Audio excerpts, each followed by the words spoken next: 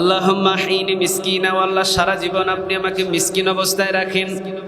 ওয়া আমিতনি মিসকিনা, ও আল্লাহ আমার মৃত্যু আপনি মিসকিন অবস্থায় দিন। ওয়াহশুরনি ফি জুমরাতিল মাসাকিন, আল্লাহ কিয়ামতের ময়দানে মিসকিনদের কাতারে আপনি আমাকে উঠায়েন। সুবহানাল্লাহ বলেন। মিসকিনদের কাতারে আপনি আমারে উঠায়েন। তাহলে এই দোয়াটা তিরমিজির বর্ণনা এসেছে হাদিসটি। এই দোয়াটা রাসূল ওই মধ্যরাতে করতেন। আল্লাহুম্মা আহইনি মিসকিনা, ও আল্লাহ সারা জীবন আপনি আমাকে মিসকিন অবস্থায় রাখেন। সুবহানাল্লাহ বলেন। ওয়া আমিতনি মিসকিনা, ও আল্লাহ আমার মৃত্যু আপনি মিসকিন অবস্থায় দান করেন। ওয়াহশুরনি ফি জুমরাতিল মাসাকিন, ও রব্বে কারীম কিয়ামতের ময়দানে যখন আপনি আমাকে উঠাবেন মিসকিনদের কাতারে আপনি আমাকে শামিল করে দিয়েন। সুবহানাল্লাহ বলেন। আরেকটা হাদিস এসেছে, রাসূল তিনি বলেন, কেন আমি মিসকিনদের কাতারে দাঁড়াতে চাই কিয়ামতের ময়দানে? দুনিয়াতে যারা ধনী ছিল, ধনাঢ্য ব্যক্তি ছিলেন, যারা ছিল এলাকার মোড়ল, যারা ছিল এলাকার বড় বড় ধনাঢ্য ব্যক্তি, কিয়ামতের ময়দানে দাঁড়িয়ে দাঁড়িয়ে তারা আল্লাহর দরবারে হিসাব দেবেন। আর গরিব যিনি ছিলেন এলাকার ভিতরে, তিনি 500 বছর আগে জান্নাতে তাকে ঢুকাইয়া দিবেন। তিনি কি? আল্লাহ আল্লাহ আল্লাহ। সেই হাদিসের বর্ণনা। এই জন্য নবী মিসকিনদের কাতারে শামিল হওয়ার জন্য আল্লাহ রাব্বুল আলামিনের কাছে বারবার রাতের বেলা চাইতেন, আল্লাহ ওয়াহশুরনি ফি জুমরাতিল মাসাকিন, কিয়ামতের ময়দানে আপনি আমারে গরিবদের কাতারে, মিসকিনদের কাতারে শামিল করে দিয়েন। কারণ কিয়ামতের ময়দানে যতগুলো ধনাঢ্য ব্যক্তি থাকবে, ধনী থাকবে, ধনীদের চাইতে গরিবদেরকে 500 বছর আগে জান্নাতে ঢুকাইয়া দিবেন। তিনি কে? মুসলিম শরীফের বর্ণনা একটা হাদিস এসেছে, অনেক গরিব মানুষ বিনা হিসাবে জান্নাতে চলে যাবে। সুবহানাল্লাহ বললেন না? অনেক গরিব মানুষ কিয়ামতের ময়দানে, মুসলিমের বর্ণনায়, বিনা হিসাবে কোথায় চলে যাবে? কথা বলেন, কোথায় চলে যাবে? গরিব মানুষগুলো দাঁড়িয়ে দাঁড়িয়ে দেখবে দাগন ভূঁইয়ার মেয়র দাঁড়ায় দাঁড়ায় হিসাব দেয়, চেয়ারম্যান দাঁড়ায় দাঁড়ায় হিসাব দেয়।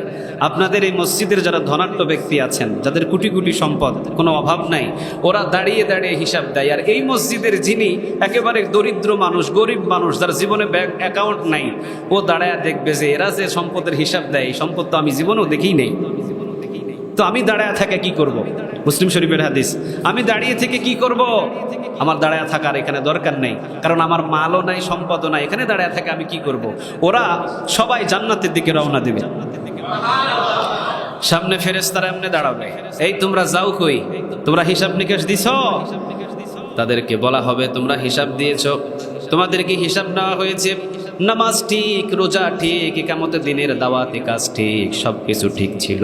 কিয়ামতের ময়দানে তারা বলবে, আমরা তো নামাজ পড়েছি, রোজা করেছি, জীবনে কোনো দিন আল্লাহ রাব্বুল আলামিনের নাফরমানি হয় কোনো কাজ করি নাই, কিন্তু আজকে যাদের কাছ থেকে আল্লাহ রাব্বুল আলামিন হিসাব নিচ্ছেন, এমন কোনো সম্পদ আমাদের নাই, এই জন্য আমাদের কোনো মাল নাই, আমরা জান্নাতের দিকে রওনা দিয়েছি। আল্লাহ রাব্বুল আলামিনের কাছে ফেরেশতারা বলবেন, রব্বে কারীম, কিছু গোলাম আছে যারা ছিলেন দুনিয়াতে একবারে গরিব, যাদের কোনো মাল ছিল না, সম্পদ ছিল না, ধনী নয়, দিন আনতে দিন খেয়েছে আল্লাহ, এরা নামাজ ঠিক ছিল, রোজা ঠিক ছিল, সব কিছু ঠিক, এরা কিয়ামতের ময়দানে দল বেঁধে জান্নাতের দিকে রওনা দিয়েছে। আপনি এখন বলেন, এদেরকে থামাবো নাকি এদেরকে ছেড়ে দেব?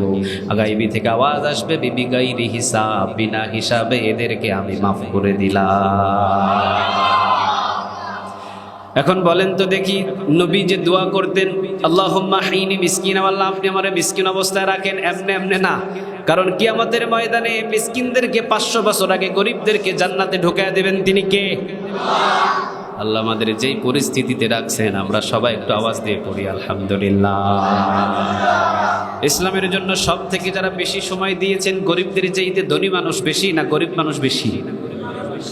বেলাল রাদিয়াল্লাহু তাআলা আনহু ধনী না গরিব? কথা বলেন না, ধনী না গরিব? আবু বকর সিদ্দিক রাদিয়াল্লাহু তাআলা আনহু, তিনি ধনী ছিলেন, কিন্তু শেষ পর্যায়ে কি হয়েছেন? কথা বলেন, কি হয়েছেন?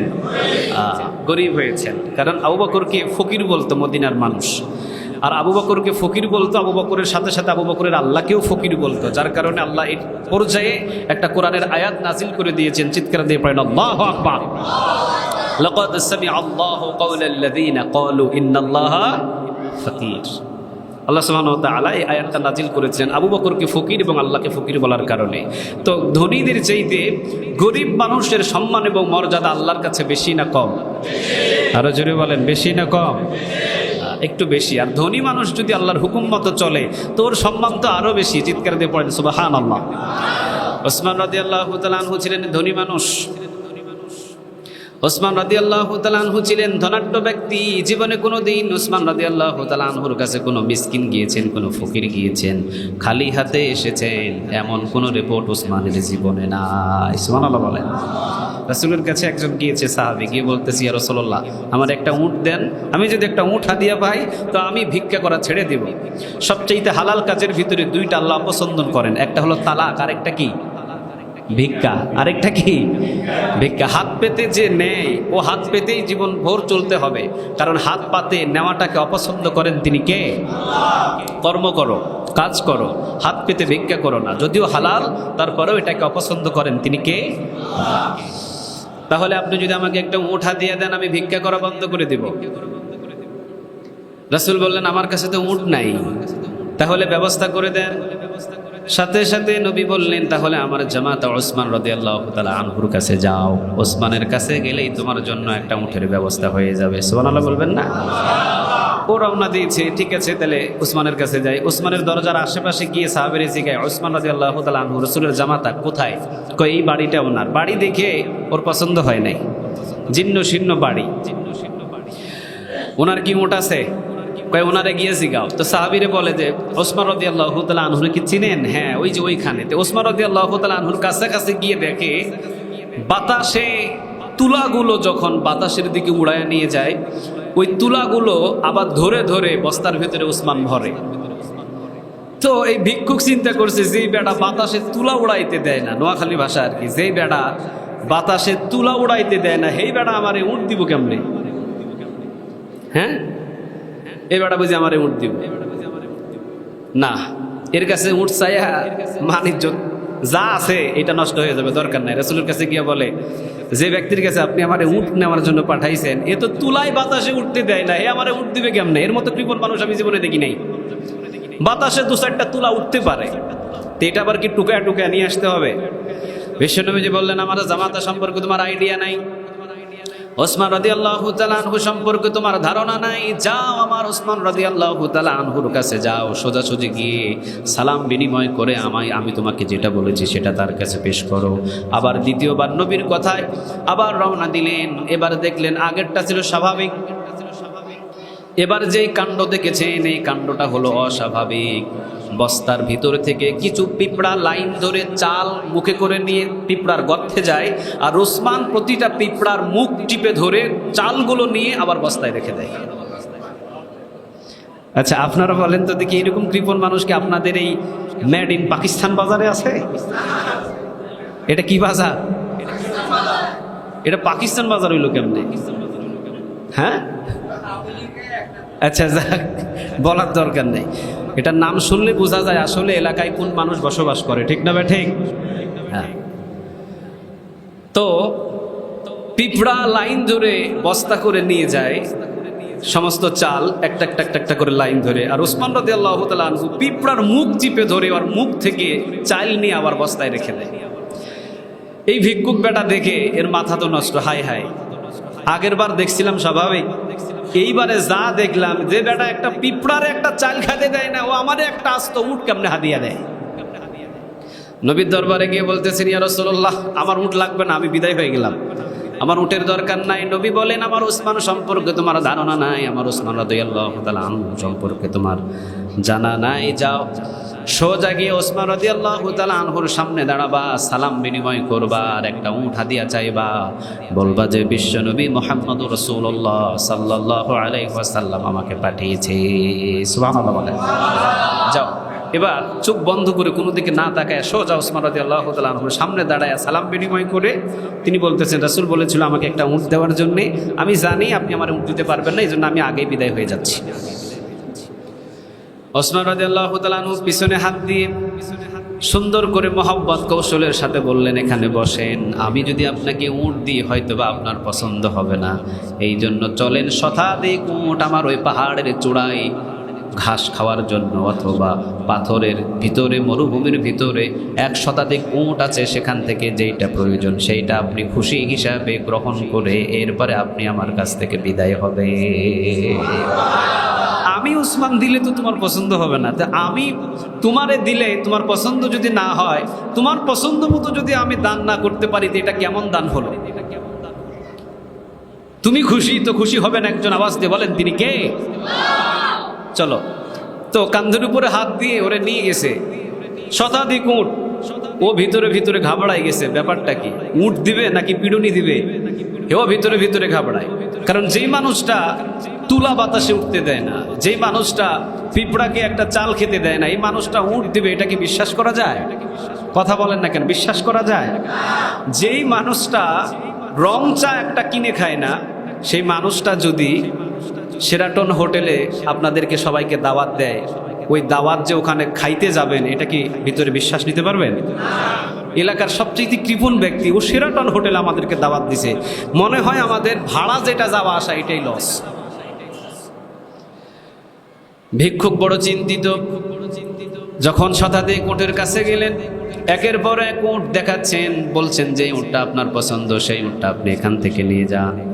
ওসমান রাদিয়াল্লাহু তাআলা আনহুর কথা অনুযায়ী এবার ভিক্ষুক চিন্তা করে, নিবই যখন তখন একটা ভালো দেখে নি, নর্মাল নিয়ে নাম কি, সব উট দেখতেছে ছোট ছোট। না ওসমান, এই উটগুলো আমার পছন্দ না, আমার উট লাগবে যেগুলো বুঝাই টানতে পারে।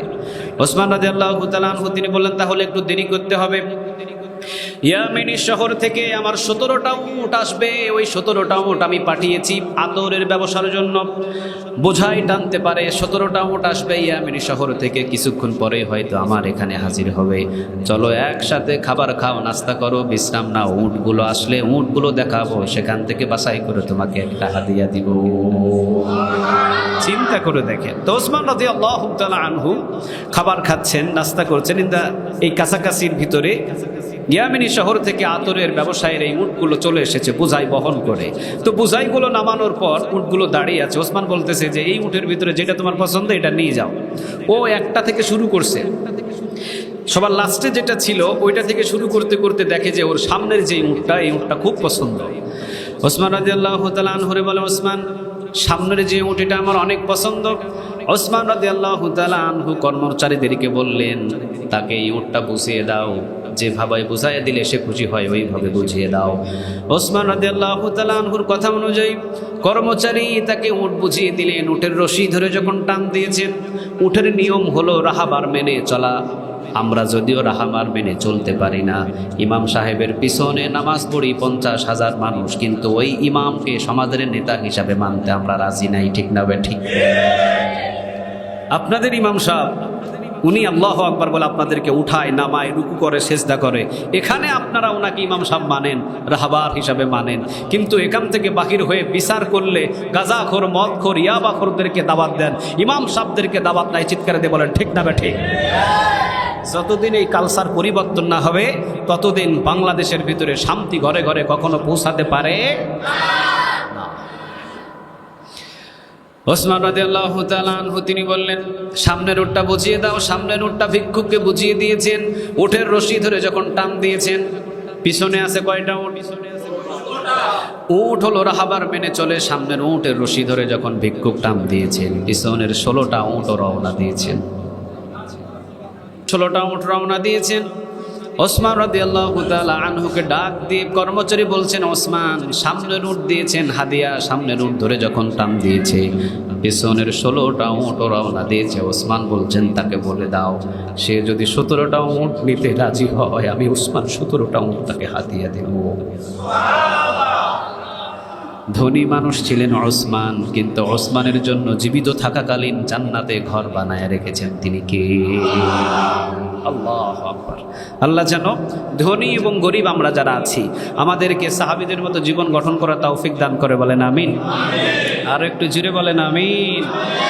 তো আপনারা এসেছেন কোরআন থেকে আলোচনা শোনার জন্য, বিশেষ করে আজকে যে উদ্দেশ্য করে বসেছেন, রাসূল সাল্লাল্লাহু আলাইহি ওয়াসাল্লামের জীবনী সম্পর্কে কয়েকটা মেসেজ আমি দিয়ে যেতে চাই। আপনারা কি শুনতে রাজি আছেন? তাহলে একটা মেসেজ পেলাম, রাসূল রাত করে কখনো ঘুমের বিছানায় যেতেন না। রাসূল খাবার খেতেন এশার নামাজের আগে না পরে? ঘুমাইতে যাইতেন এশার নামাজের পরে না আগে? আর ঘুম থেকে জাগতেন কখন? কথা বলেন কখন? আল্লাহ যেন আমাদের সবাইকে এই সুন্নাহ মানার তৌফিক দান করে, বলেন আমিন। রাসূল সাল্লাল্লাহু আলাইহি ওয়াসাল্লামের আরেকটা অসাধারণ একটা গুণ ছিল, জীবনে কোনো দিন রাসূল মিথ্যা কথা বলেন নাই। মিথ্যা কথা বলছে? কথা বলেন, মিথ্যা কথা বলছে? বাংলাদেশের ভিতরে সবচেয়ে সত্য কথা বেশি না মিথ্যা কথা বেশি? মিডিয়ার ভিতরে সত্য কথা বেশি না মিথ্যা কথা বেশি? টিভি টকশোর ভিতরে সত্য কথা বেশি না মিথ্যা কথা বেশি?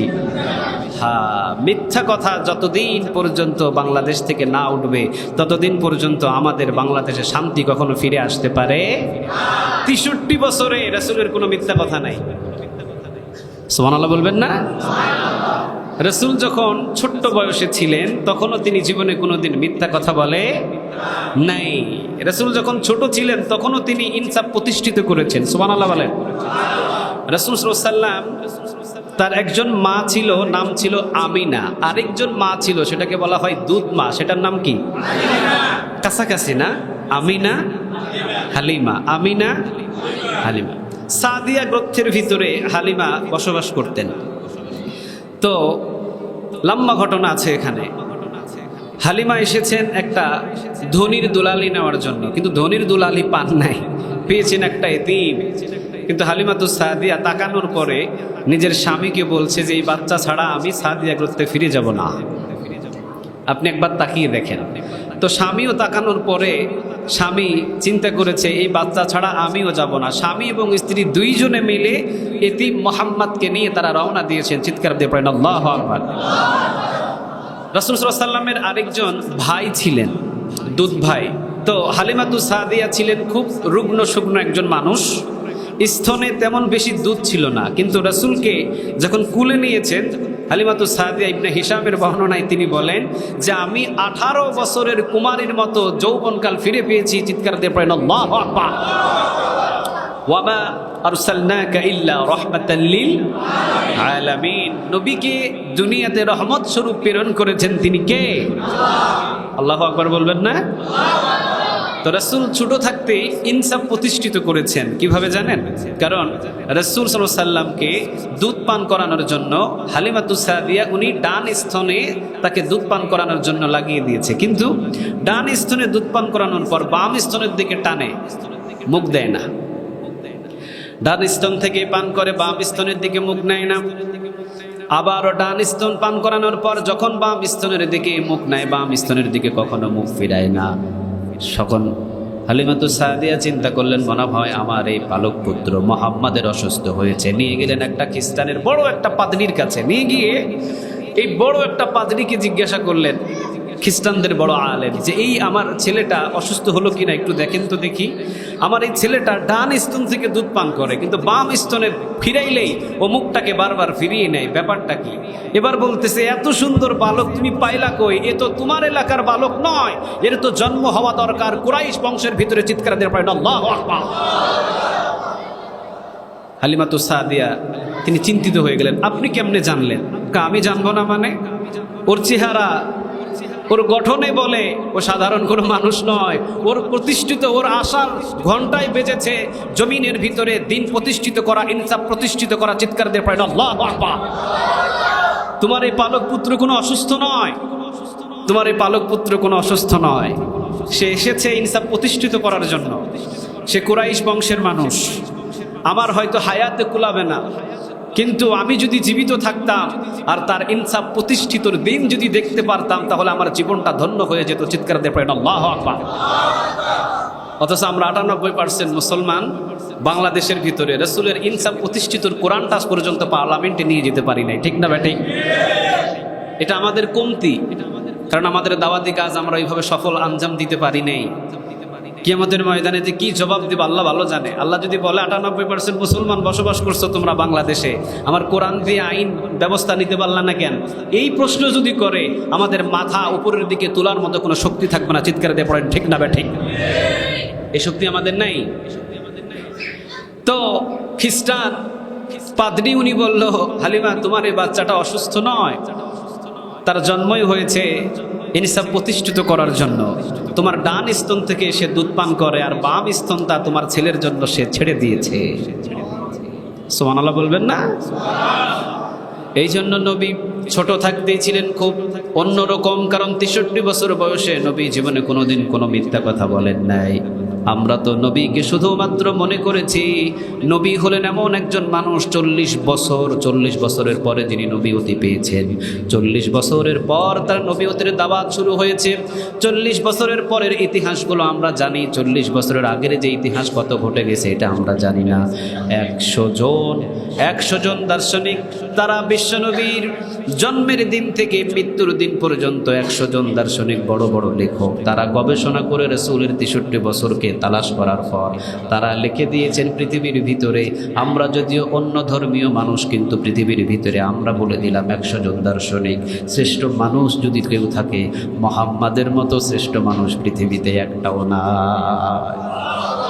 অথচ ওই 100 জন দার্শনিক, 100 জন বিজ্ঞানী, 100 জন লেখক, 100 জন গুণী, ওরা ছিলেন অন্যান্য ধর্মের মানুষ, কিন্তু তারা বলেছে আমরা 63 বছরের মুহাম্মাদের জীবনী তালাশ করার পর, আমরা সার্টিফিকেট অর্জন করার পর আমরা যেটা ডিক্লেয়ার দিলাম, he is the best person in the world, Muhammad সাল্লাল্লাহু আলাইহি ওয়াসাল্লাম। তার মতো পৃথিবীতে একজন মানব জন্ম নেয় নাই, ভবিষ্যতেও জন্ম নেবে না। চিৎকার দিয়ে পড়েন আল্লাহু আকবার। আল্লাহ আল্লাহ আল্লাহ।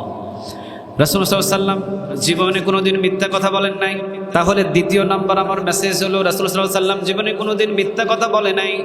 খায় আর না খায়, যে পরিস্থিতিতে থাকি না কেন, জীবনে কোনোদিন আমরা আমাদের জবান দিয়ে মিথ্যা কথা বলবো? আরো জোরে বলেন, বলবো? আল্লাহ আমাদের সবাইকে কবুল করুক, বলেন আমিন। আরো জোরে বলেন আমিন।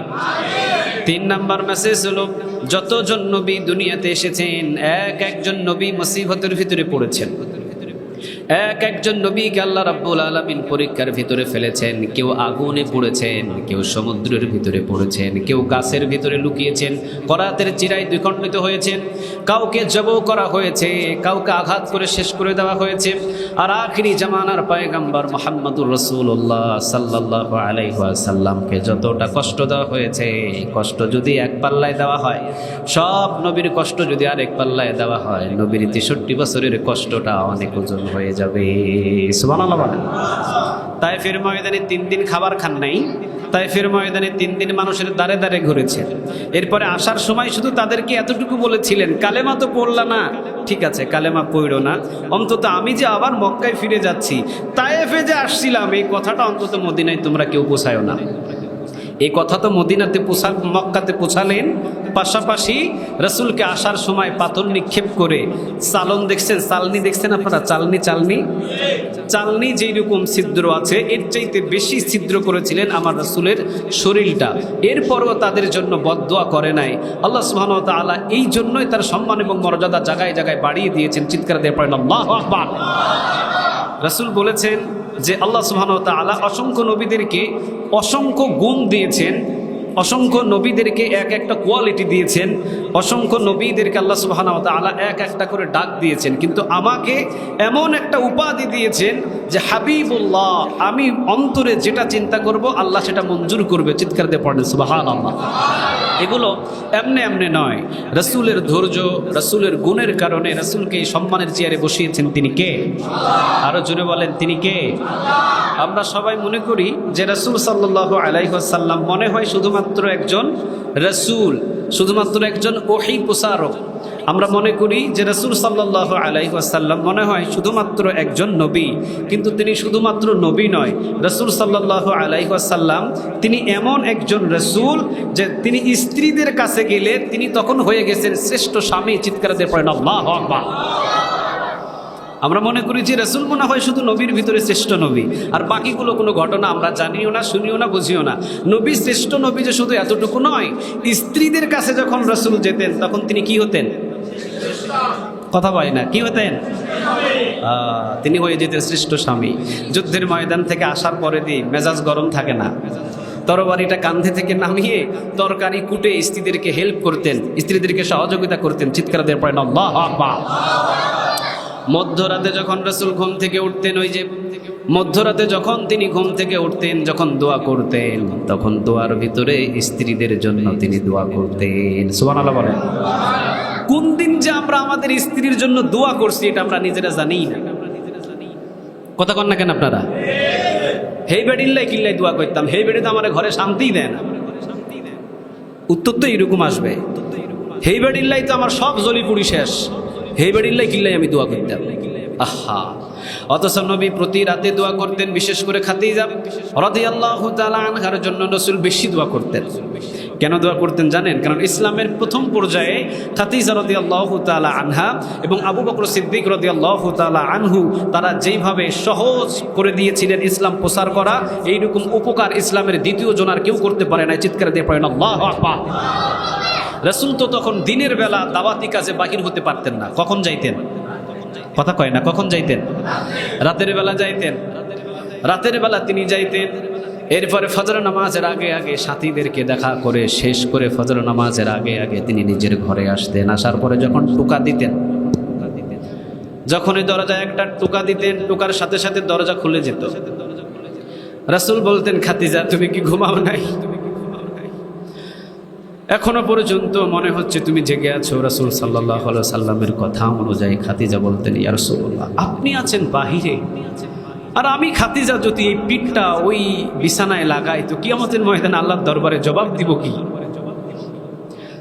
আপনি যখন বাহিরে দাওয়াতের কাছে যান আর আমি আমার পিঠটা এই দরজার সাথে বিছানা বানাইয়া ডেলাম দিয়ে আপনার আশায় অপেক্ষায় বসে থাকি, কারণ এতটুকু সহযোগিতা যদি করে যেতে পারি, অন্তত আমি খাদিজাকে পৃথিবীর সকল মানুষ মনে রাখবে। চিৎকার দিয়ে পড়েন আল্লাহু আকবার।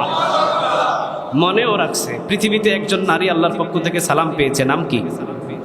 কথা কয় না, নাম কি?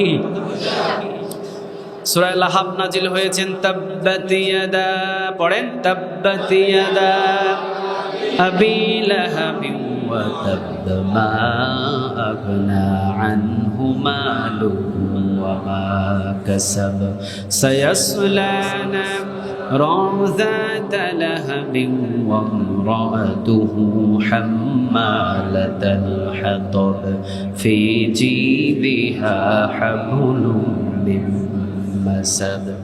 দুইটা বর্ণনা পাওয়া যায়। একটা হলো নবী পাহাড়ের চূড়ায় দাওয়াত দিয়েছিলেন, সবাই পড়ে নাও লা ইলাহা ইল্লাল্লাহ। তখন আবু লাহাব একটা পাথর মেরেছিলেন, ওই উপস্থিতিতে সূরা লাহাব নাজিল হয়েছে। আর একটা বর্ণনায় পাওয়া যায় রাসূল সাল্লাল্লাহু আলাইহি ওয়াসাল্লাম দাওয়াতের কাজে গিয়েছেন। দাওয়াতের কাজে যখন যান তখন প্রতিবেশী সব থেকে বেশি খাদিজাকে কষ্ট দিয়েছে, কিন্তু জীবনে কোনোদিন একটা দিনের জন্য খাদিজা রাসূলকে প্রতিবেশীর কষ্টের কথা বলে না। সুবহানাল্লাহ বলবেন না? জীবনে কোনোদিন বলেন নাই। খাদিজা কোনোদিন বলেন না, ইয়া রাসূলুল্লাহ আপনি যে দাওয়াতের কাজে বাহির হয়ে যান তখন তো আমি বাসায় একা থাকি আমার মেয়েদেরকে নিয়ে, আপনি কি জানেন আমার উপরে আপনার প্রতিবেশী কতটা অত্যাচার করে? একটা দিনের জন্য কোনোদিন রাসূলকে বলেন নাই, কিন্তু রাসূল একদিন দেখে ফেলেছে। উঠান ঝাড়ু দিচ্ছেন, আমাদের উঠান আছে না? উঠান আছে? উঠান ঝাড়ু দিচ্ছেন খাদিজা রাদিয়াল্লাহু তাআলা আনহা। উঠান ঝাড়ু দেওয়া কমপ্লিট। আবু লাহাবের স্ত্রী ছিল একজন, নাম হলো জামিল। নাম কি? হ্যাঁ হ্যাঁ, জামিল বলেন বা জামিলা বলেন। আল্লাহ রাব্বুল আলামিন এই জামিলাকেও অভিশাপ দিয়েছেন এবং তাকেও জাহান্নামের আগুনে পোড়াবেন। আওয়াজ দিয়ে বলেন তিনি কে? কিছু কিছু কারণ আছে। কারণ খাদিজা রাদিয়াল্লাহু তাআলা আনহা উনি উঠান ঝাড়ু দিতেছেন, উঠান ঝাড়ু দেওয়া শেষ, এই জামিলা আবু লাহাবের স্ত্রী কোথায় থেকে দুর্গন্ধযুক্ত পচা খাবারগুলো এনে আবার খাদিজার মাথার উপরে ছেড়ে দেয়, ছাদের উপর থেকে ছেড়ে দেয়। ছাদের উপর থেকে ছেড়ে দিলে আবার পুরা শরীরটা এই দুর্গন্ধযুক্ত খাবারে ভরে যায়। আবার পরিষ্কার করে এসে আবার উঠানটা ঝাড়ু দিয়ে পরিষ্কার করে, আবার একটু পরে আবার দুর্গন্ধযুক্ত কোনো খাবার ফেলে দেয়। তো রাসূল সাল্লাল্লাহু আলাইহি ওয়াসাল্লাম একদিন খাদিজার উপরে যখন দুর্গন্ধযুক্ত খাবারগুলো ফেলে দিয়েছে, রাসূল দরজা থেকে দেখে ফেলেছে। সুবহানাল্লাহ বলবেন না? কাছে এসে খাদিজাকে বলতেছেন, খাদিজা এত কষ্ট দেয় আমার প্রতিবেশী তোমাকে, কোনোদিন কোনো সময়ের জন্য তো তুমি আমাকে প্রতিবেশীর কষ্টের কথা শেয়ার করো নাই। খাদিজা বললেন, ইয়া রাসূলুল্লাহ আমি দেখি আপনি প্রতিদিন দাওয়াতি কাজে বাহির হয়ে কত পেরেশান, কত ক্লান্ত, কত শ্রান্ত হয়ে না খেয়ে ফিরে আসেন। ওই কষ্ট নিয়ে আপনি যখন ঘরে ফিরে আসেন, আমার কষ্টের কথা যদি আমি আপনাকে বলি আপনার উপরে অনেকটা চাপ হয়ে যাবে। এই জন্য আপনার কষ্টের কথা আমি না বলে নিজের কষ্টটা নিজের ভিতরে চাপা রেখে দিই। শুধুমাত্র এটাই নয়, খাদিজা রাদিয়াল্লাহু তাআলা আনহা তিনি ছিলেন নবীর এমন স্বামী, দুনিয়া থেকে যেদিন বিদায় হয়েছে নবী সেই দিন খাদিজারে বলতে পারেন নাই। যাওয়ার আগের দিনটা জিনিস চেয়েছিলেন, আপনি আমার কবরে নামবেন। কবর বড় অন্ধকার ভয়াবহ জায়গা, কবরে নামবেন। জীবনে কোনোদিন আমি খাদিজা আপনার কাছে কোনো জিনিস চাই নাই, তবে তিনটা জিনিস আমি আপনার কাছে চাই গো নবী, যদি দেন তো আমি খাদিজা খুশি থাকবো। রাসূল বললেন, খাদিজা কি বলো তুমি? জীবনে কোনোদিন কোনো জিনিস তুমি চাও নাই, তোমার সব সম্পদ তুমি মুহাম্মাদের নামে লিখিত দিয়েছো। সুবহানাল্লাহ বলেন। রাসূলকে যখন 25 বছর বয়সে খাদিজা বিবাহ করেছিলেন, খাদিজার বয়স কত? কথা বলেন কত? এই সুন্নত পালন করতে হবে আপনাদের। বয়স্ক মেয়েদের বিয়ে করবা যুবকরা, সব মানা যাবে হুজুর এটা মানতে পারবো না নাকি? হ্যাঁ, রাসূলের এটা সুন্নাহ। বয়স্ক মেয়ে বা 40 বছরের খাদিজাকে রাসূল 25 বছরের যৌবনকালে বিবাহ করেছেন। চিৎকার দিয়ে পড়েন আল্লাহু আকবার। নাস্তিকেরা এটা নিয়ে কখনো চিন্তা করে না, ও চিন্তা করে যে আম্মা জান আয়েশা রাদিয়াল্লাহু তাআলা আনহাকে অল্প বয়সে 6 বছর বয়সে রাসূল বিয়ে করেছেন, রাসূল নাকি এটা জুলুমি করেছেন। নাউযুবিল্লাহ নাই? কেন রাসূল যে 25 বছর বয়সে 40 বছরের মহিলাকে বিয়ে করেছেন, এটা তুমি দেখো না? এটা তোমার নজরে পড়ে না? রাসূল এখানে কতটুকু স্যাক্রিফাইস করেছেন তোমার এটা চিন্তা করা দরকার। তুমি অন্যদিকে চাকাও, কিন্তু রাসূল যে একজন ইয়াং যুবক মানুষ 25 বছর বয়সে 40 বছরের মহিলাকে বিয়ে করেছেন, এই রকম স্যাক্রিফাইস আমার মনে হয় বাংলাদেশ না সারা পৃথিবীতে কেউ করতে পারবে না। চিৎকার দিয়ে পড়েন ঠিক না ব্যাটিং? চিন্তা করে দেখেন, 40 বছর বয়সে বিবাহ করলেন। যখন বিবাহ করলেন তখন চতুর্দিকে টানা হেঁচড়া শুরু হলো। খাদিজা এটা কাজ করলো, খাদিজা এটা কোনো কাজ করছে? এতিম মুহাম্মাদরে বিয়ে করছে, যার বাপ নাই, যার মা নাই, যার কিছু নাই, যার সম্পদ নাই। কেমনে খাদিজার সামনে আমরা মাথা তুলে দাঁড়াবো? ও মক্কার ভিতরে সবচেয়ে বড় ব্যবসায়ী, অথচ ও যে কাজ করছে আমাদের মাথা কাটা গেছে। চতুর্দিকে যখন এইরকম কথা শুরু হলো, সব লিডারদের দাওয়াত দিলেন। নেতা মানুষ, খাদিজা হলো ধনভাণ্ডার, ওর কাছ থেকে টাকা ধার নিয়ে সবাই ব্যবসা করতে যায়। ও যদি দাওয়াত দেয় না আসে পারে? কথা বলেন না কেন? না এসে পারে?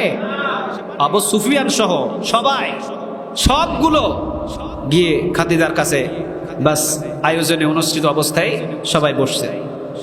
এবার খাদিজা রাদিয়াল্লাহু তাআলা আনহা তিনি বলছেন, আচ্ছা তোমাদেরকে আমি কয়েকটা প্রশ্ন করতে চাই, উত্তর দিবা। বলতেছে ঠিক আছে। সবাই কিন্তু বসা, আবু জহেল, আবু লাহাব সবগুলা বসা, কারণ খাদিজা হলো সবচেয়ে বড় ব্যবসায়ী ছিল। ওর কাছ থেকে ধার নিয়ে সবাই ব্যবসা করতে যাইতো। তো ও বলতেছে, আচ্ছা তোমরা বলো তো দেখি, এই মক্কার ভিতরে সবচেয়ে সুন্দর সুপুরুষ কে? সবাই বলল আব্দুল্লাহর ছেলে মুহাম্মদ। সুবহানাল্লাহ বলবেন না? আব্দুল্লাহর ছেলে মুহাম্মদ হলো সবচেয়ে সুন্দর। ওর মতো সুন্দর এই মক্কা না, সারা পৃথিবীতে আমাদের চোখে এত সুন্দর মানুষ জীবনেও পড়ে নাই। চিৎকার দিয়ে পড়েন আল্লাহু আকবার। জীবনে কোনোদিন এত সুন্দর মানুষ আমরা জীবনে কখনো কোনোদিন দেখি নাই। রাসূল সুন্দর, এত সুন্দর যা দেখলে খাবারের কথা ভুলে যায়। ইউসুফ আলাইহিস সালামও সুন্দর, আবার রাসূল সাল্লাল্লাহু আলাইহি ওয়াসাল্লামও সুন্দর। আমার জানা আয়েশা রাদিয়াল্লাহু তাআলা আনহাকে এসে ইহুদির নারীরা বলেছিলেন, যে আয়েশা আমরা তো শুনেছি ইউসুফ আলাইহিস সালাম সুন্দর, যে ইউসুফকে দেখার পরে সেই মিশরী নারীগুলো ফল কাটতে কাটতে তাদের হাতগুলো কেটে ফেলেছিল। আমরা তো জানি ইউসুফ আলাইহিস সালাম সুন্দর, ইউসুফের চাইতে সুন্দর কেউ নাই, কিন্তু তুমি বলছো মুহাম্মদ সব থেকে বেশি সুন্দর।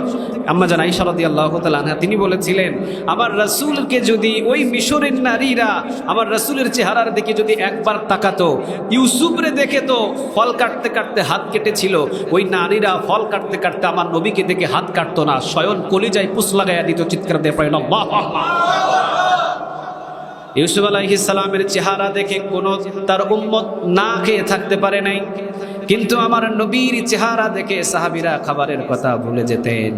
একজন সাহাবী মসজিদে নববীতে বসে আছেন, নবীর চেহারার দিকে তাকিয়ে নবী বলে বাড়িতে যাও। তিনি বললেন নবী বাড়িতে খাবার নাই। সাহাবী বলেন নবী বাড়িতে খাবার নাই। রাসূল বললেন, আমি তোমাকে বললাম বাড়িতে যাওয়ার জন্য, আর তুমি বলছো খাবার নাই। বিষয়টা আমি বুঝতে পারলাম না। সাহাবী বলেন, নবী বাড়িতে যেহেতু খাবার নাই, আপনার চেহারা দেখলে আমি খাবারের কথা ভুলে যাই, এই জন্য আপনার চেহারার দিকে তাকিয়ে আছি। সুবহানাল্লাহ বলবেন না? আরেকটা বর্ণনা আছে, কিয়ামতের ময়দানে আল্লাহ রাব্বুল আলামিন একটা জান্নাতে মাহফিল করবে সব জান্নাতীদেরকে নিয়ে। আল্লাহ সেই জান্নাতের মাহফিল আমাদেরকে কবুল করে নিও, বলেন আমিন।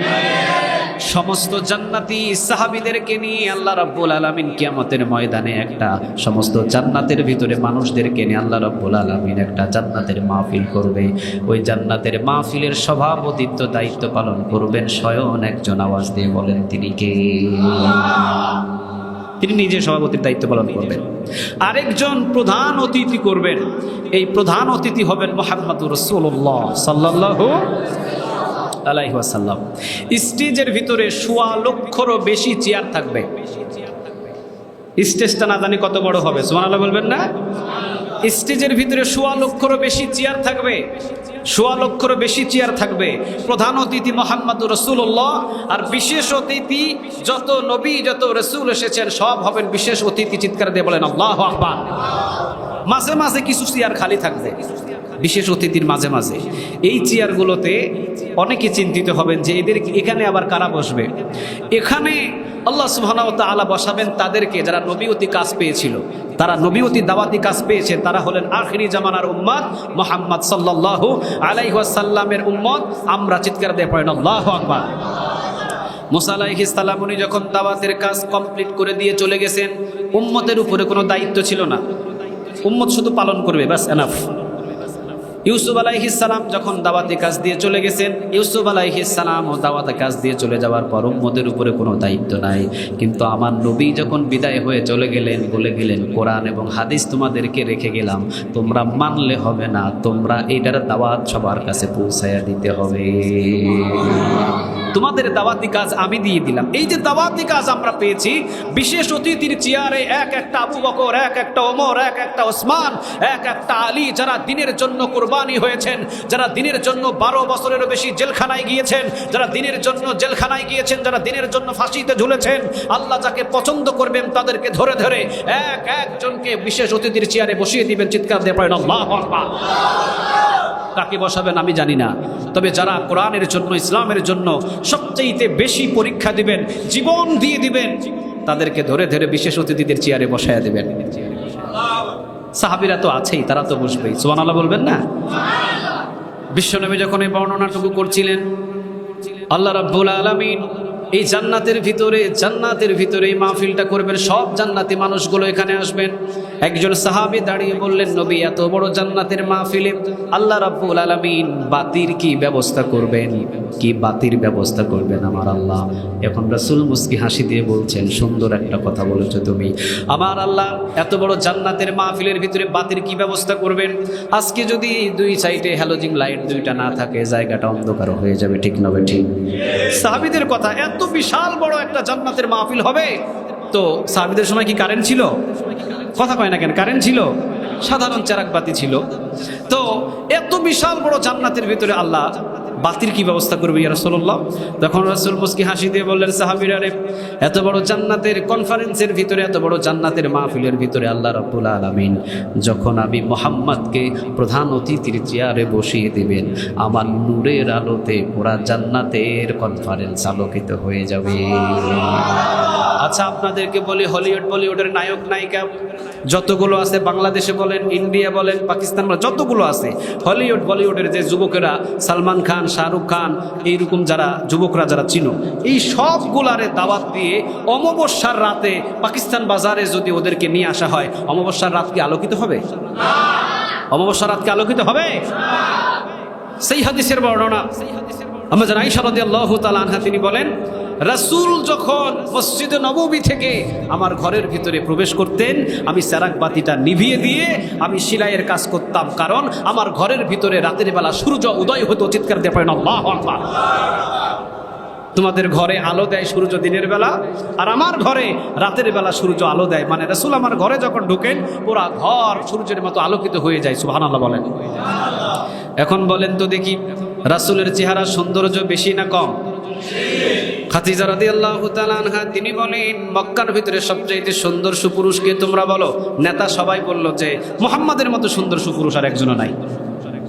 এবার বললো যে আচ্ছা বলো তো দেখি, এই মক্কার ভিতরে সবচাইতে চরিত্রবান মানুষটাকে তোমরা একটিবার আমাকে জানাও। সবাই এক বাক্যে বলল, মুহাম্মাদের মতো চরিত্রবান মানুষ এই মক্কার ভিতরে একজন নাই। দুইটা গেল, 3 নাম্বার হলো আমানতদারি। আচ্ছা, আমানতদারির দিকে সবচাইতে বিশ্বস্ত কে? এটাতেও কার নাম আসলো? কথা বলেন, কার নাম আসলো? রাসূলের নাম। বংশের ভিতরে সবচাইতে বড় বংশ কোনটা? তখন সবাই বলল হ্যাঁ, কুরাইশ বংশ।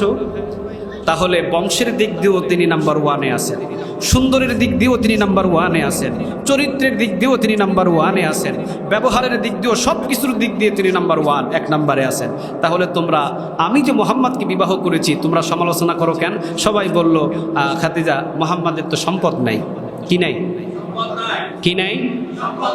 সাথে সাথে ওই জামানায় যাদের সামনে সম্পদগুলো লিখিত দিলে কার্যকর হতো, সাথে সাথে তাদেরকে দাওয়াত দিয়ে নিয়ে আসলেন, নেতাদেরকে বসালেন। বসানোর পরে খাদিজা রাদিয়াল্লাহু তাআলা আনহার জীবনের যতগুলো অর্জিত সম্পদ ছিল সব সম্পদগুলো এতিম মুহাম্মাদের নামে লিখিত করে দিলেন। যত সম্পদ ছিল সব সম্পদ রাসূলের নামে ইবনে লিখিত করে দিয়ে বললেন, আজ থেকে যেই দেয়া একটা কমতি ছিল, মুহাম্মাদের কোনো সম্পদ ছিল না, যাও আজ থেকে এই মুহাম্মদ মক্কার ভিতরে সবচাইতে সম্পদশালী। চিৎকার দিয়ে বলেন আল্লাহু আকবার। কয়টা স্ত্রী পারে? কয়টা স্ত্রী পারে বলেন? এই জন্য তো রাসূল জীবনে কোনোদিন খাদিজারে ভুলতে পারেন নাই। এই জন্য রাসূল শুধু নবীদের দিক দিয়ে শ্রেষ্ঠ নয়, তিনি স্ত্রীদের দিক দিয়েও শ্রেষ্ঠ স্বামী ছিলেন। চিৎকার দিয়ে পড়েন আল্লাহু আকবার। আবার রাসূল সাল্লাল্লাহু আলাইহি সাল্লাম ছিলেন নানাদের ভিতরে শ্রেষ্ঠ নানা। সুবহানাল্লাহ বলবেন না? নানাদের ভিতরে কি নানা? কথা বলেন, কি নানা? শ্রেষ্ঠ নানা। আমরা যারা নানা, আমাদের ধমকে নাতি কাছে আসতে ভয় পায়। কথা কন না কেন? এমন ধমক মারে, নাতি কাছে আসতে ভয় পায়। আর রাসূল, হাদিসের বর্ণনা এসেছে, রাসূল নামাজ পড়ছেন, আসরের নামাজ, আর হাসান আর হুসাইন রাদিয়াল্লাহু তাআলা আনহুমা দুইজন ফাতিমাকে যখন বেশি ডিস্টার্ব করে তখন বলে যে তোমার নানার কাছে যাও। তখন ওরা নানার কাছে চলে আসে। তো আসর নামাজের সময় চলে আসছে নানার মসজিদে, দেখে ঘরে নানা নাই, মসজিদে নববীতে মসজিদে চলে আসছে। আয়েশা একজনা উঠছে কাঁধের উপরে, আরেকজনা পিছন থেকে ঠেলে রাসূল সেজদার ভিতরে। আর আমরা হলাম মসজিদে ছোট বাচ্চারা আসলে একটু দুষ্টুমি করলে এমন ধমক দেয়, ও জীবনে আর মসজিদেও আসে না। কথা বলেন না কেন? নো, এইরকম কখনো করবেন না। তুরস্কের হেডলাইনগুলোতে লিখে দেওয়া আছে, মসজিদে যদি ছোট ছোট বাচ্চাদের কিসির মিসির না শোনা যায় তাহলে আগামীর প্রজন্ম ইমাম হবে না, আগামীর প্রজন্ম এক একটা সন্ত্রাসীতে রূপান্তরিত হবে। চিৎকার দিয়ে বলেন ঠিক না বেঠিক? ও আসছে মসজিদে আসছে, ওরে আপনি আজকে বাহির করে দিয়েছেন, ও চার দোকানে আড্ডা দিবে। 10 বছর পর ও মসজিদমুখী হবে না, ও হবে দোকানমুখী, ও হবে সন্ত্রাসমুখী, ও হবে গাঁজামুখী, ও হবে ইয়াবামুখী। চিৎকার দিয়ে বলেন ঠিক না বেঠিক? খবরদার, ছোট বাচ্চারা মসজিদে আসলে কখনো ধমক দিয়ে বাহির করা যাবে। রাসূল যখন দেখলেন আসর নামাজের সেজদায় যখন পড়ে আছে, তখন হাসান কাঁধের উপরে গিয়ে বসলেন, হোসাইন পিছন দিক দিয়ে ঠেলা দিলেন, কিন্তু সেজদায় তো আছেন, পিছন দিয়ে ঠেলা দিলেও তো সামনের দিকে যাওয়ার কোনো সুযোগ নাই। যখন সেজদাটা উপরের দিকে উঠাতে চান, আবার হোসাইন শক্ত করে ধরে, হাসান আবার শক্ত করে ধরে, আবার উঠাতে চায়, আবার শক্ত করে ধরে। আল্লাহ সুবহানাহু ওয়া তাআলার পক্ষ থেকে জিবরিলকে পাঠায় বললেন, তাকে জানিয়ে দাও, আমার হাবিবকে জানিয়ে দাও, যতক্ষণ না হাসান হুসাইন তাকে না ছাড়ে সেজদায় লুটিয়ে পড়ে থাকতে বলে। সুবহানাল্লাহ বাড়িতে গিয়ে বললেন। তাহলে নানাদের ভিতরে রাসূল শ্রেষ্ঠ নানা। সুবহানাল্লাহ বলবেন না?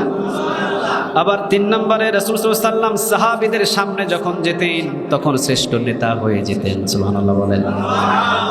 সাহাবীদের সামনে যখন নবী যেতেন তখন তিনি শ্রেষ্ঠ নেতা হয়ে যেতেন। আল্লাহু আকবার। 4 নম্বরে রাসূল সাল্লাল্লাহু আলাইহি ওয়াসাল্লাম, সময় অনেক কম, 4 নম্বরে রাসূল সাল্লাল্লাহু আলাইহি ওয়াসাল্লাম যখন মায়ের কাছে যেতেন তখন তিনি শ্রেষ্ঠ সন্তান হয়ে যেতেন। সুবহানাল্লাহ বলেন। জীবনে কখনো কোনোদিন রাসূল সাল্লাল্লাহু আলাইহি ওয়াসাল্লাম মাকে কোনো আবদার করে কষ্ট পেয়েছেন, কষ্ট দিয়েছেন এমন কোনো ইতিহাস আজ পর্যন্ত কেউ লিখতে পারে? কথা বলেন, কেউ লিখতে পারে? জন্মের আগে বাবাকে হারিয়ে ফেলছে, জন্মের 6 বছর পরে কারে হারাইছে? কথা বলেন, কারে হারিয়েছে? চিন্তা করে দেখেন। অথচ মাকে জীবনে কোনোদিন কখনো রসুল কষ্ট দেন নাই। শুধু মাঝে মাঝে যখন আসতেন, মদিনা থেকে যখন আসতেন, তখন রসুল সাল্লাল্লাহু আলাইহি ওয়াসাল্লাম, আবু বকর সিদ্দিক রাদিয়াল্লাহু তাআলা আনহু থেকে বর্ণিত এই হাদিসটি এসেছে, রসুল সাল্লাল্লাহু আলাইহি ওয়াসাল্লামকে যখন মদিনা থেকে আমরা মক্কার দিকে আসতাম, তখন রসুল কিছুক্ষণের জন্য মায়ের কবরের কাছে গিয়ে দাঁড়াতেন। তখন আমরা দূরে দাঁড়িয়ে থাকতাম। রসুলের এমন কান্না দেখে আমরা একজন সাহাবী দাঁড়িয়ে থাকতে পারতাম না, আমরা পর্যন্ত রসুলের কান্না দেখে কেঁদে ফেলতাম, চিৎকার দিয়ে পড়েন আল্লাহু আকবার। তাহলে রসুল মায়ের কবরের পাশে দাঁড়াতেন। আপনি আমি বছরে 2 দিন, ঈদের দিনে ছাড়া মায়ের বাবার কবরের পাশে দাঁড়ানোর কোনো সুযোগ আমাদের নাই, ঠিক না বেঠিক? কিন্তু রসুল কবরের পাশে দাঁড়াতেন এবং চোখের পানি ফেলতেন। আবু বকর বলেছেন, রসুলের কান্না দেখে আমরা পর্যন্ত কেঁদে ফেলেছি, আমরা পর্যন্ত কেঁদে ফেলেছি, আমরা পর্যন্ত থাকতে পারি নাই। রসুল মায়ের পাগল ছিলেন। আবু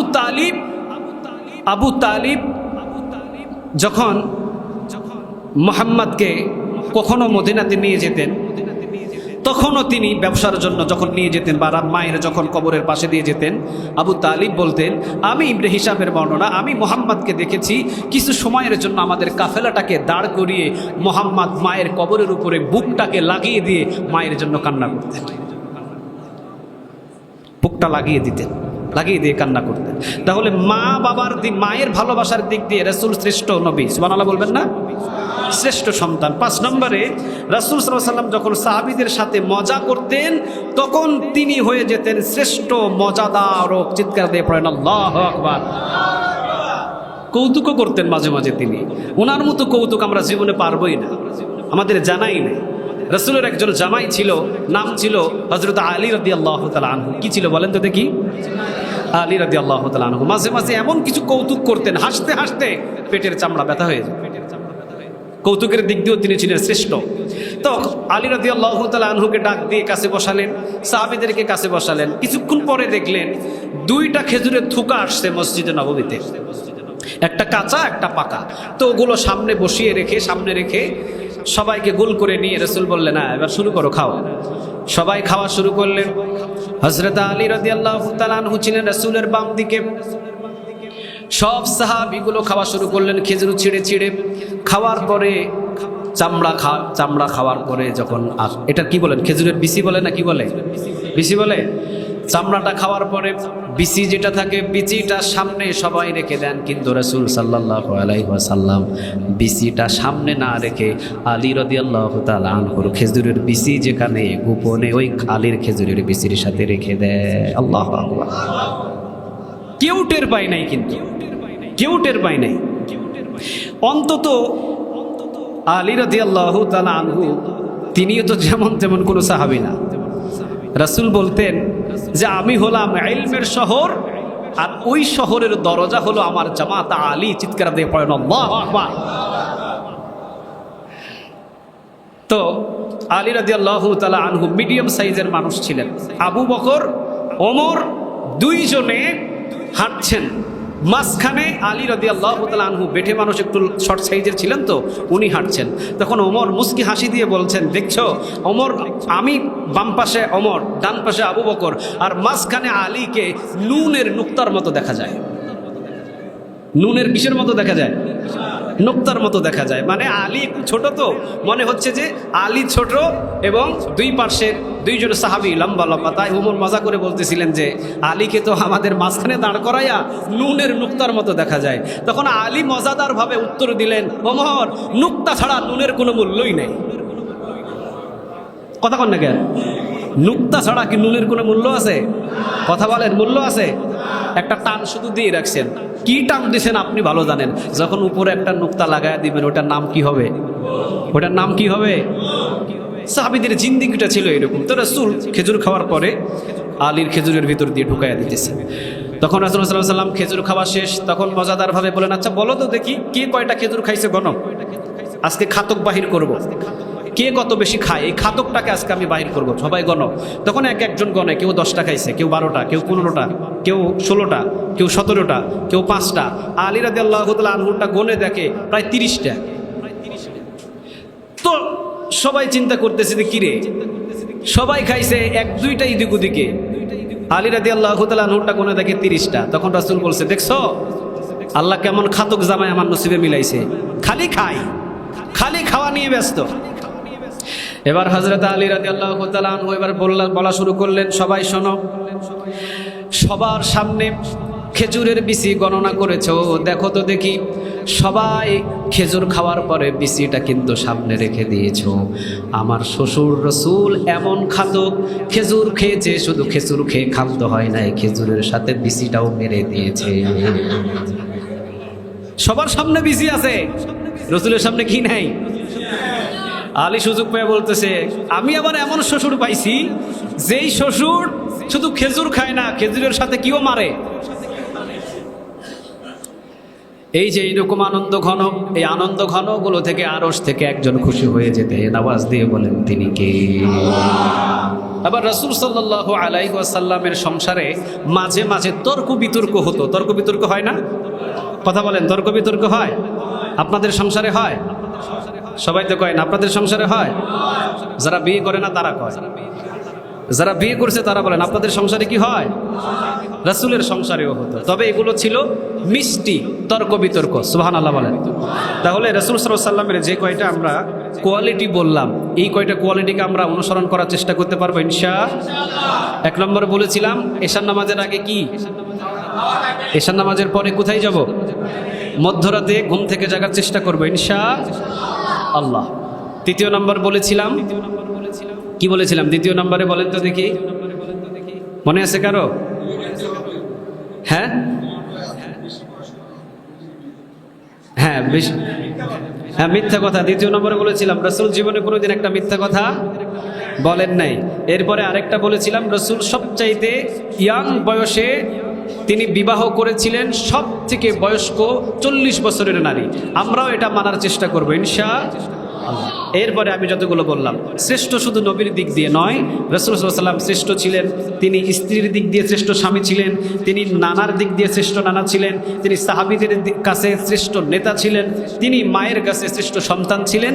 এমনকি তিনি যখন কৌতুক করতেন তখন তিনি শ্রেষ্ঠ কৌতুকার ছিলেন। চিৎকার দিয়ে পড়েন আল্লাহু আকবার।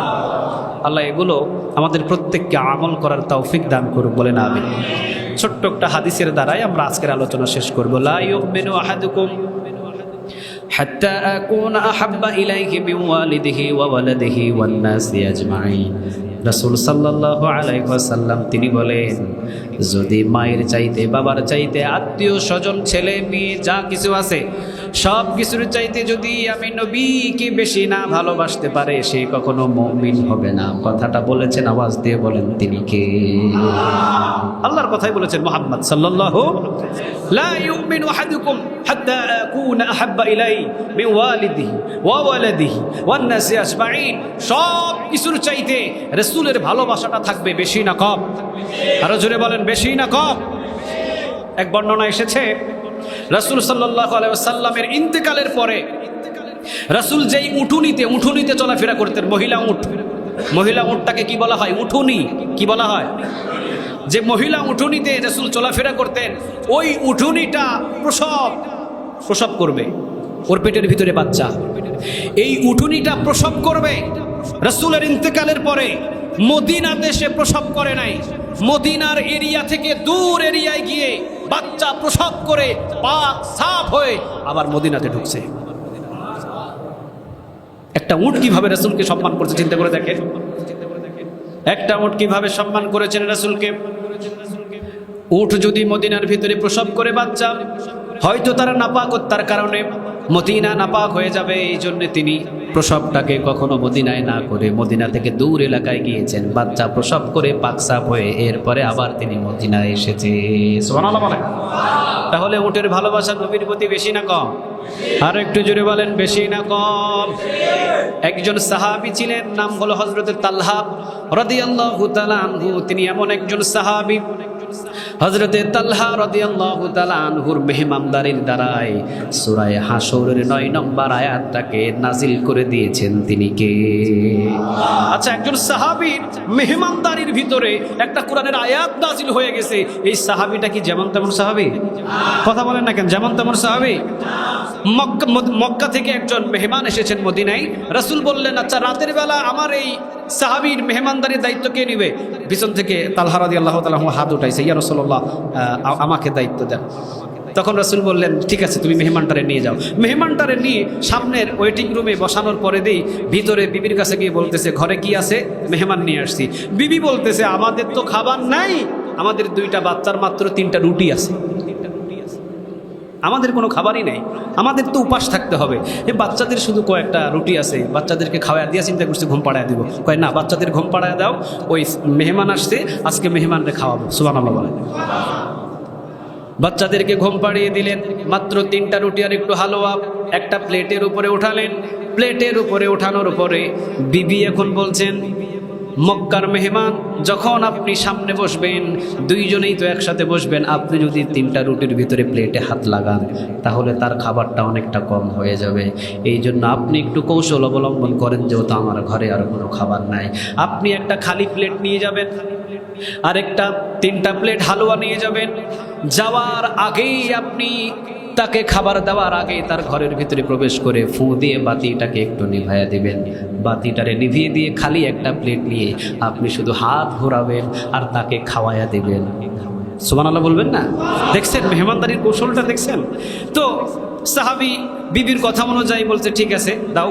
খালি প্লেট একটা প্লেটে 3টা রুটি আর হালুয়া নিয়ে রওনা দিয়েছেন। তো এগুলো টেবিলে বা সামনে দেওয়ার আগেই, দস্তরখানায় দেওয়ার আগেই একটা ঘোড়া দিয়ে এসে ফু দিয়ে বাতি নিভাইয়া দিয়ে চলে আসছে। আসার পরে দিই এই খালি প্লেট একটা প্লেটে খাবার। এখন বলতেছে আপনি শুরু করেন। তো মক্কার সাহাবী বলতেছে আপনি আগে শুরু করেন। ও বলতেছে আমি শুরু করছি, আপনি শুরু করেন। খালি প্লেটে হাত ঘোরায়া তার খাওয়া পর্যন্ত খালি প্লেটে হাত ঘুরিয়েছেন। আরশ থেকে খুশি হয়ে গেছেন তিনি কে? মেহমানদারি দেখে খুশি হয়ে গেছেন। এটা খাবার টাবার যা হয়েছে হওয়ার পরে দিয়ে চলে গেছেন। সাহাবী চলে গেছেন। আসহাবে সব জায়গারা যে সাহাবিগুলো ছিল, এই সাহাবিগুলো যেখানে বসতেন, যেখানে থাকতেন মসজিদে নববীতে, এখানে গিয়ে তারা ঘুমিয়ে আছে। ফজর নামাজের পরে রাসূল বলছেন, এই গতকালকে যে একজন মেহমানদারি করানোর জন্য যাকে পাঠাইছিলাম, যার ঘরে, ও কি আসছে? এবার পিছন থেকে চিন্তা করতেছে, সর্বনাশ, গত রাতের মেহমানদারি মনে হয় ভালো হয় নাই, এই জন্য রাসূল আজকে আমাকে অপমান অপদস্থ করবে। তিনি নিচের দিকে তাকায় বলছেন, হ্যাঁ ইয়া রাসূলুল্লাহ আসি। রাসূল বলছেন সামনে আসো। সামনে আসলেন। সাহাবী ভীত হয়ে গেছেন, মনে হয় আমাদের এই মেহমানদারি রাসূল টের পেয়ে গেছে, আমাদের মেহমানদারি মনে হয় রাসূলের পছন্দ হয় নাই। ডাক দিয়ে বসানোর পরে সমস্ত সাহাবীদেরকে বলছে, তোমরা জানো আজকে তালহা রাতের বেলা যে মেহমানদারি করেছেন, তালহার রাতের বেলার মেহমানদারি করায় আল্লাহ খুশি হয়ে সূরা হাশরের 9 নম্বর আয়াত নাজিল করে দিয়েছে। তাহলে যেই সাহাবীর মেহমানদারিতে আয়াত নাজিল হয়, ওই সাহাবী কি যেমন তেমন সাহাবী হতে পারে? রাসূলকে কতটা বেশি ভালোবাসতেন অবাক হয়ে যাবেন। রাসূলকে যখন উহুদের ময়দানে সামনে থেকে একটা পাথর সামনে দিয়ে যখন মারলেন, এক পাথরের ইহুদির আঘাতে, কাফেরের আঘাতে রাসূলের কপাল ফাটলো, নাক ফাটলো, 2টা দাঁত পড়ে গেল। এত জোরে আঘাত করেছিলেন। রাসূল পিছনের দিকে পড়ে গেলেন। রাসূলের উপরে আঘাত করছেন তারা হাসাহাসি করছেন। চতুর্দিকে সমস্ত সাহাবীদেরকে নিয়ে ব্যস্ত আছেন। কেউ কাউকে হত্যা করে ফেলছেন। কাফেরদের ভিতরে কন্ট্রোলে চলে আসছেন উহুদের ময়দান। তখন তালহা রাদিয়াল্লাহু তাআলা আনহু কোথায় থেকে দৌড় দিয়ে এসে রাসূলকে চিল পাখি দেখছেন, ঈগল পাখি দেখছেন, মুরগির বাচ্চা যেমন সু দিয়ে নিয়ে যায়, দেখছেন আপনারা? রাসূলকে ওইভাবে সু দিয়ে কাফেরদের ভিতর থেকে রাসূলকে কুলে করে নিয়ে উহুদের পাহাড়ের দিকে রওনা দিয়েছে। আল্লাহু আকবার। যখনই তালহা রাদিয়াল্লাহু তাআলা আনহা যখনই রওনা দিয়েছেন উহুদের পাহাড়ের দিকে, তালহা রাদিয়াল্লাহু তাআলা আনহা যখন রাসূলকে কুলের করে নিয়ে উহুদের ময়দানের দিকে, পাহাড়ের দিকে রওনা দিয়েছেন, সকল কাফেরদের লিডার যারা ছিলেন তারা বললেন, তীরন্দাজ তাড়াতাড়ি তীর ছোড়ো।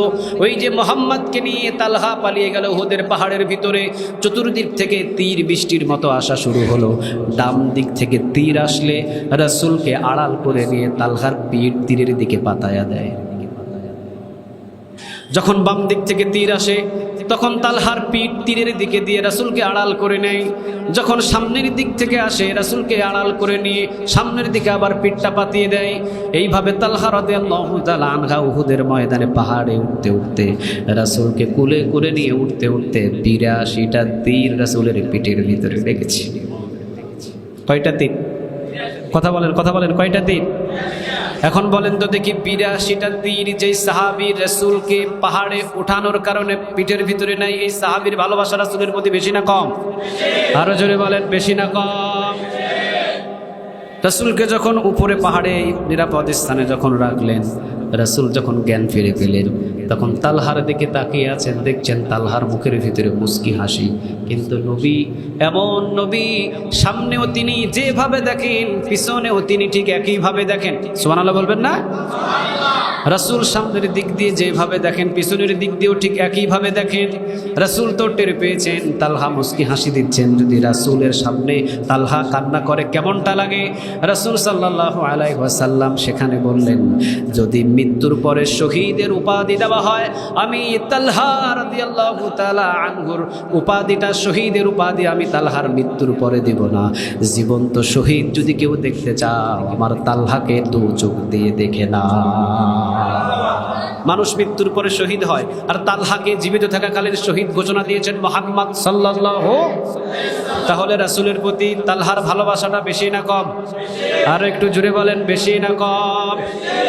একজন সাহাবী মুমূর্ষু রোগী রাসূল সাল্লাল্লাহু আলাইহি সাল্লামের কাছে গিয়ে সাহাবীরা বলছেন, ইয়া রাসূলুল্লাহ, আপনার অমুক সাহাবী অনেক অসুস্থ। নবী আবু বকর, ওমর, ওসমান সবাইকে নিয়ে সাহাবীকে দেখতে গেলেন। দেখার পরে রাসূল সাল্লাল্লাহু আলাইহি ওয়াসাল্লাম তিনি আসার সময় বললেন, সাহাবী যদি ইন্তেকাল করে তাহলে আমাকে খবর দিও, আমি নিজে এসে সাহাবীর জানাজার নামাজ পড়ব। কারণ নবী যেই জানাজার নামাজে হাজির হন, ওই সাহাবীর জন্য জান্নাতটারে ওয়াজিব করে দেন তিনি কে? নবী যদি জানাজার নামাজে হাজির হয়, ওই সাহাবীর জন্য জান্নাত ওয়াজিব করে দেন তিনি কে? সৌভাগ্য, কত বড় সৌভাগ্য! রাসূল নিজে বললেন, যদি এই সাহাবীটা ইন্তিকাল করে তো আমাকে খবর দিও, আমি মদিনা থেকে এসে এই সাহাবীর জানাজার নামাজে শরীক হব, আমি জানাজার নামাজ পড়াবো। কিন্তু এই সাহাবী ইন্তেকাল করে ফেলেছেন, রাসূলকে খবর দেওয়া হয় না। সাহাবীর পিতা পরের দিন গিয়ে রাসূলের কাছে গিয়ে বলছেন, ইয়া রাসূলুল্লাহ, আমার ছেলে তো ইন্তেকাল করে ফেলেছে। তখন রাসূল বলছেন, তাহলে চলো, জানাজার নামাজ কখন? কয় রাসূল যেতে হবে না, জানাজার নামাজও কমপ্লিট হয়ে গেছে, দাফনও কমপ্লিট হয়ে গেছে। রাসূলের বুকটা ভেঙে চুরমার হয়ে গেছে। কি বলো? আমি রাসূল যেখানে নিজে যেতে চাইলাম জানাজার নামাজে, আমি রাসূল নিজে যেখানে যেতে চাইলাম জানাজার নামাজে, সেখানে আমাকে না জানিয়ে তোমরা জানাজার নামাজ শেষ করে দাফন করে দিয়ে এরপরে আমাকে বলছো। তখন সাহাবীর পিতা বলছেন, ইয়া রাসূলুল্লাহ, এটা তো আমার ওসিয়ত ছিল না, এটা আমার ছেলের ওসিয়ত ছিল। আমার ছেলে আমাকে বলেছে যে আমার জানাজার নামাজে রাসূলকে খবর দিবা না, আমার জানাজার নামাজে রাসূলকে ডাকবা না। রাসূল বললেন, কেন? আমার সাহাবী আমাকে জানাজার নামাজে উপস্থিত হতে কেন নিষেধ করলো? তখন বলতেছেন, ইয়া রাসূলুল্লাহ, আমার ছেলে আপনাকে জীবনের চাইতে বেশি ভালোবাসে, আমার ছেলে আমার চাইতে আপনাকে জীবনের চাইতে বেশি ভালোবাসে। সেই দিন আমার বাড়িতে আমার ছেলেকে দেখার জন্য আপনি গিয়েছিলেন, সেই দিন একটা ইহুদির বাড়ির উপর দিয়ে আমার বাড়িতে যেতে হয়েছে। আপনি জানাজার নামাজে, আমার ছেলে জানাজার নামাজে আপনি ইহুদির বাড়ির উপর দিয়ে যাবেন, আর যদি কোনো ইহুদি আপনাকে একটা পাথর মারে, আমার ছেলে কবরেও সহ্য করতে পারবে না, আমার ছেলে কবরে থেকেও সহ্য করতে পারবে না। এই জন্য আপনি বলে আসার পরে আমার ছেলে আমাকে ডেকে বলেছেন, আব্বা, আমার রাসূলকে সেখানে থেকে আমার জন্য দোয়া করতে বলো। আমার জানাজার নামাজে আমার রাসূলকে আমার এই বাড়িতে এনে আমার রাসূলকে বিপদ ফেলাতে চাই না। কারণ আমি মারা যাওয়ার পরে আমার রাসূল ইহুদির বাড়ির উপর দিয়ে আসার পরে সময় যদি কোনো ইহুদি একটা গালি দেয়, কোন ইহুদি যদি একটা পাথর মারে, আমি কবরের ভিতরে জান্নাতে থাকার পরেও আমি সুখে থাকতে পারবো না। চিৎকার দিয়ে পড়েন আল্লাহু আকবার। কারে বলে ভালোবাসা? সুবহানাল্লাহ বলবেন না?